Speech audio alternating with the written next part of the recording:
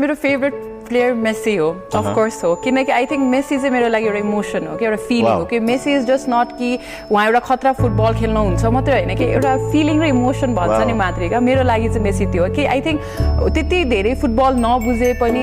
पनि मेसीले चाहिँ सबैजनालाई जोडेर राख्न सकेको इमोसन जस्तो लाग्छ लियोनल मेसीलाई चाहिँ म greatest of all the time हामी जुन गोट भन्छौँ म चाहिँ जहिले पनि अग्री गर्छु त्यो कुरामा र यो यति ग्रेट छ कि उहाँको पर्सनालिटी उहाँको यस्तो राम्रो फुटबलको कन्ट्रिब्युसन फुटबलमा गरिरहेको उहाँको काम उहाँको अचिभमेन्ट्सले गर्दाखेरि हामीले केही दिन अघि न्युज सुनेको थियो कि अर्जेन्टाइनको एउटा पुरा स्ट्रिटलाई नै मेसीको नाम दिएको छ त्यसमा चाहिँ त्यो वाल्समा गयो भने मेसीको पनि पेन्टिङहरू देख्न सक्छौँ र त्यतिमा मात्रै लिमिट नभइकन चाहिँ मेसीको फ्यान फलोइङ यति ह्युज छ मेसीको इम्प्याक्ट यति ठिटो छ कि स्पेनिस डिक्सनरीमा चाहिँ मेसीको चाहिँ सिनोनिम बनाएको छ जुन वर्ड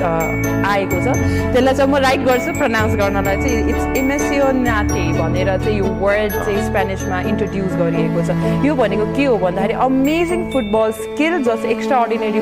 फुटबल स्किलले चाहिँ तपाईँले चाहिँ जस्तो पनि गेम स्पोर्ट्स फुटबलमा चाहिँ पर्फर्म गर्न सक्नुहुन्छ